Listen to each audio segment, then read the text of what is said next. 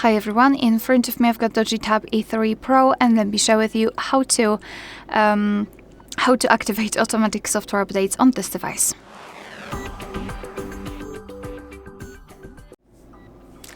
So let's begin with opening the settings. And now we have to start with scrolling all the way down in this left section and go into About Phone. Then scroll all the way down and localize build number and keep tapping on it until you'll see the information that you're in the developer mode. If you've got any kind of screen lock, simply enter to confirm the whole step, that's okay. Then after that, let's go to the system and here open developer options.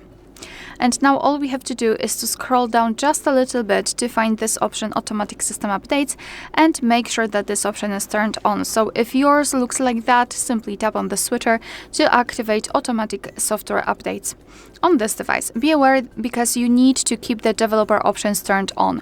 So do not turn them off right here because the automatic software updates will also be turned off.